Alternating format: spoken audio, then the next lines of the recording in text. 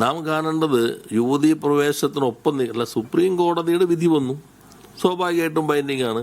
അതേ സുപ്രീം കോടതി തന്നെ റിവ്യൂ ചെയ്യാൻ തീരുമാനിച്ചു. ആ റിവ്യൂ ചെയ്യുമ്പോൾ ഇപ്പോൾ സ്റ്റേ ഇല്ല. ആദ്യത്തെ വിധി സ്റ്റേ ചെയ്തിട്ടുള്ള റിവ്യൂ ഈ ചോദ്യങ്ങൾ അപ്പോഴിപ്പോൾ വേണമെങ്കിൽ ആ വിധി ഓർഡറാണെന്ന് പറയാമല്ലോ. പക്ഷെ അങ്ങനെ, കാരണം സ്വാഭാവികമായിട്ട് സുപ്രീം കോടതി റിവ്യൂ ചെയ്യാണ്. ആ റിവ്യൂ ചെയ്യുമ്പോൾ അവർ തന്നെ പറഞ്ഞു ആദ്യം ഈ 7 അടിസ്ഥാന പ്രശ്നങ്ങൾ ചർച്ച ചെയ്തിട്ടേ ഇതിലേക്ക് വരുള്ളൂ.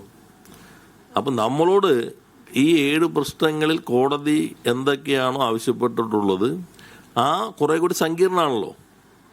ഇതൊരു ഒബ്ജക്റ്റീവ് ടൈപ്പ് ചോദ്യമല്ലല്ലോ, 1 മിനിറ്റ് കൊണ്ട് പരിഹാരം കാണാവുന്ന ഒരു സംഗതി അല്ലല്ലോ ഇത്. ഇതൊരു സങ്കീർണമായ ഭരണഘടനാ പ്രശ്നങ്ങളാണ്. സുപ്രീം കോടതി തന്നെ 9 അംഗ ബെഞ്ച് എന്ന് പറഞ്ഞാൽ വളരെ അസാധാരണമായിട്ടല്ലേ 9 അംഗ ബെഞ്ച് വരിക, ഭരണഘടനാപര പ്രശ്നങ്ങളുടെ പരിശോധിക്കുക. നമ്മളപ്പോൾ അതിനകത്ത് എല്ലാ വശവും നോക്കും. ഞാൻ പറഞ്ഞു ഞങ്ങൾ തന്നെ നേരത്തെ കൊടുത്ത സ്റ്റാൻഡ് അംഗീകരിച്ചിരുന്നില്ല. ഞങ്ങളെടുത്ത സ്റ്റാൻഡ് എന്തായിരുന്നു? നിങ്ങളത് പറയാത്തതുകൊണ്ടാണ്. അല്ല, അത് സുപ്രീം കോടതി വിധിയുടെ പശ്ചാത്തലത്തിലാണ്. ഇപ്പൊ ഏഷ്യാനെറ്റ് ഇന്ന് സംപ്രേഷണം ചെയ്യണ്ട എന്ന് സുപ്രീം കോടതി വിധിച്ചാൽ നിങ്ങൾ എന്ത് ചെയ്യും? ഞങ്ങളൊരു സ്റ്റാൻഡ് നേരത്തെ എടുത്തെന്ന് പറഞ്ഞ് നിൽക്കാൻ പറ്റുമോ? ഇല്ലല്ലോ. അല്ല, അതിലിപ്പോ റിവ്യൂ ചെയ്യുന്ന കോടതി അല്ല, വിധി എങ്ങനെ വന്നു? സർക്കാർ പിന്തുണച്ചുകൊണ്ടാണ് വിധി വന്നേ. ആ അഫിഡാവിറ്റിൽ ഒരു പോയിന്റ് ഞാൻ പറഞ്ഞ് നിങ്ങൾക്ക് മനസ്സിലായില്ലേ?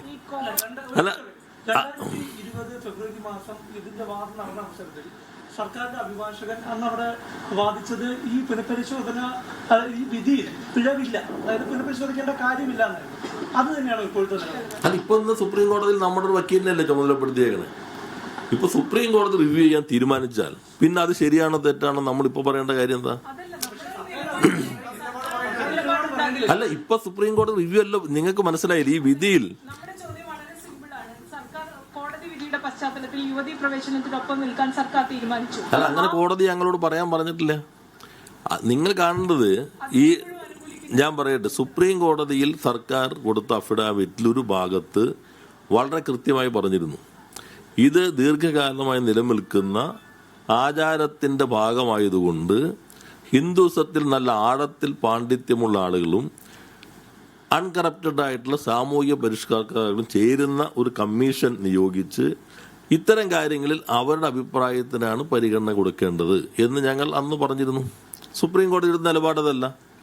സുപ്രീം കോടതി അമിക്കസ് ക്യൂറിമാരെ വെച്ചു, അവർ വിധിയിലേക്ക് എത്തി. ഞാൻ മുഴുപ്പിക്കട്ടെ, ആ വിധി വന്നു. ആ വിധി വീണ്ടും സുപ്രീം കോടതിയുടെ തന്നെ ബെഞ്ച് പുനഃപരിശോധിക്കാൻ തീരുമാനിച്ചു. അപ്പം പിന്നെ നമ്മുടെ മുൻപിൽ ഇപ്പം എന്താ? പുനഃപരിശോധനയാണ്. പുനഃപരിശോധനയ്ക്ക് മുമ്പ് സുപ്രീം കോടതി എന്ത് പറഞ്ഞു? ഈ 7 കാര്യങ്ങൾ തീരുമാനിക്കണം. അത് തീരുമാനിച്ചാലേ മറ്റേക്ക് വരുള്ളൂ. അത് 7 കാര്യങ്ങൾ അറിയിക്കുമല്ലോ. ഇത് ഞാൻ പറഞ്ഞല്ലോ, ഒബ്ജക്റ്റ് 7. ഇപ്പൊ ഇതില് നിങ്ങളുടെ അഭിപ്രായം ഞാൻ ചോദിക്കാം. ഇപ്പൊ ഞാൻ നേരത്തെ പറഞ്ഞല്ലോ,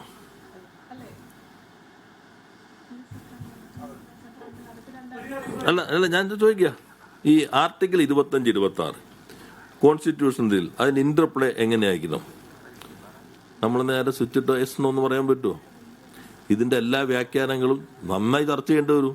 ഭരണഘടനാ വിദഗ്ധരായിട്ട് എല്ലാ വിഭാഗവുമായിട്ടൊക്കെ ആലോചിക്കേണ്ടി വരും. 2, what is sweep of expression of public order morality? ഇത് ഒരു പത്രസമ്മേളനത്തിൽ ഒബ്ജക്റ്റീവ് ടൈപ്പ് ചോദ്യമല്ലല്ലോ. ഇത് ടെക്നിക്കൽ സുപ്രീം കോടതിയുടെ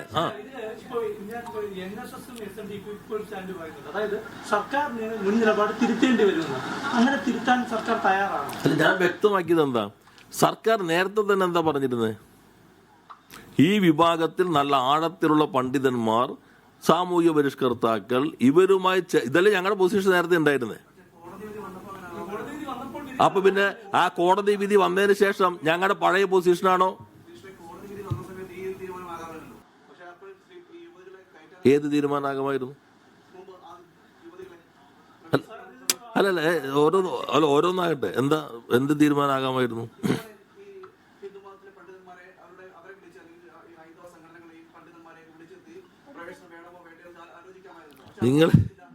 നിങ്ങൾ കാണേണ്ടത് അത് സുപ്രീം കോടതിയുടെ മുൻപിൽ നമ്മൾ കൊടുത്തതാണല്ലോ.